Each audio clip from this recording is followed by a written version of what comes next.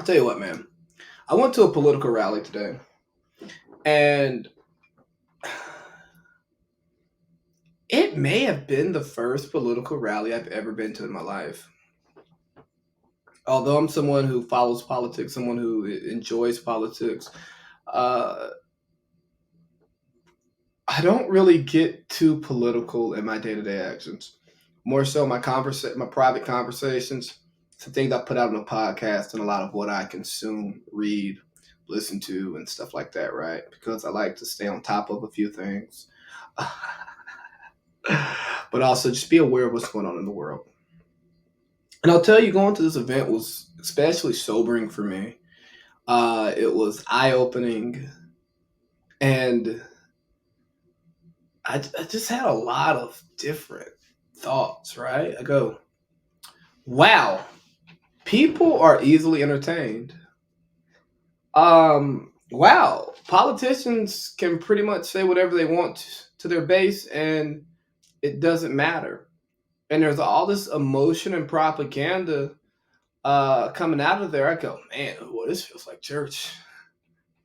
It's everyone here listening to this one person, talking to them how they can get hope. It's like the selling of hope. And I'm not saying that hope should not be sold. I just really found this political rally I went to, similar to church. And I looked at voting like praying. Where it's like, you vote for me, and I will do what you need, what you want, and hey, man, yes, sir. It's like, well, if you pray to God, He'll answer your prayers. Okay, yeah, okay, yeah. Now, I think both voting and praying are very important, but I also think the work is just as important, if not more important. So when I say voting is like praying,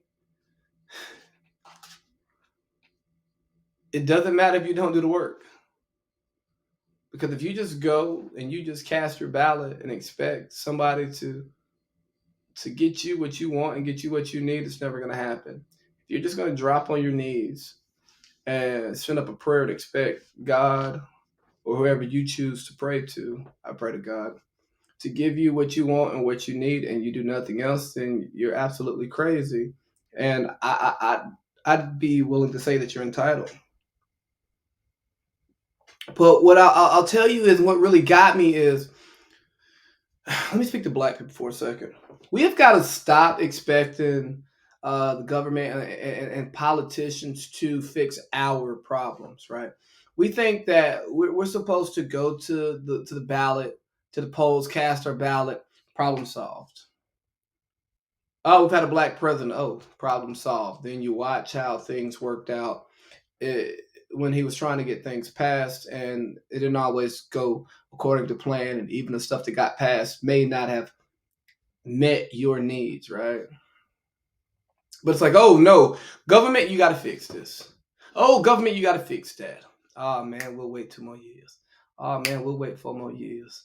Oh man, we'll get them next time, next election cycle.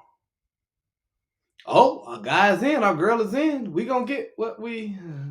Okay. Let me tell you what, man. If you're gonna wait on somebody else to fix your problems, you're gonna be waiting. If you're gonna sit there on your knees and waiting for your prayers to be answered, and you just don't leave your knees, or you don't leave you don't leave wherever your place of prayer is, you're gonna be waiting until you get up, use the resources around you to address your issues. It's not gonna happen. Like, let's go back to prayer. Yeah, you pray for things, you pray for guidance, you pray for wisdom, but you also read a book to learn things, right? And maybe the prayer puts the book in your face or puts the resource in your face or starts a conversation, right? But it doesn't necessarily mean that if you pray for food, that food gonna show up on your doorstep. You may meet somebody who can teach you how to grow food, or give you a job. You know what I mean? Or you see a job fair or something like that, right? You get the opportunity to make decisions.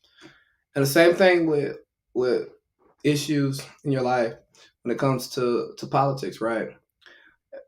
You vote, but just don't vote. You also have to go be active, whether it's holding your elected officials accountable or it's holding yourself personally accountable for what you're looking for. If you think there's not enough money in your community, you have to go to another community to find the money and bring it back. If you don't think there are enough social programs supporting people in your community, then you might need to start them, or find someone who has the means and the capabilities to do so and the desire to do so. But what we can't do is just keep turning our problems over. We can't keep going to these leaders who are just selling us hope, but they're not giving us tangibles in return, right? I could care less about hope. I think hope is great. I hope that. I hope you will. Hope ain't never did nothing. You ain't never. Who has ever succeeded off of hope? Besides the politician, right? Selling it. But what person has ever received hope and been satisfied at the end? Hope is temporary, but the fruits of your labor, those can last forever. So until we stop just voting and hoping and praying and hoping and start doing, we'll never get what we're looking for. We'll never see the change that we can believe in. We'll never see the change that we desire.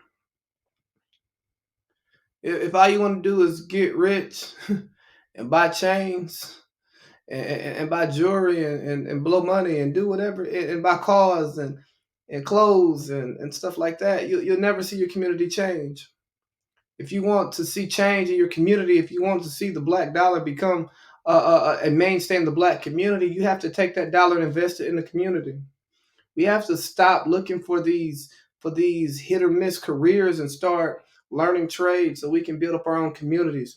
Be involved in civil discourse. Instead of saying fuck the police, go be a police, right? You can't change stuff from the outside all the time. Sometimes you have to go in and change from the inside. Okay, if you say, hey, we can police our communities, we'll prove it.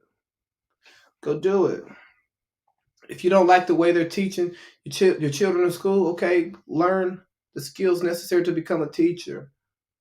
Or if you don't want to become a teacher, set up after school programs, set up mentorship programs to ensure that the people who you are invested in are getting the knowledge and the resources that they want. But if you can't start within yourself, within your house, within your social group, within your family, what in the world makes you think that one other person who is responsible to hundreds of thousands, and millions of people is going to meet your needs when you're not even trying to meet your own? But what do I know? I'm just a big baby, and I'm back.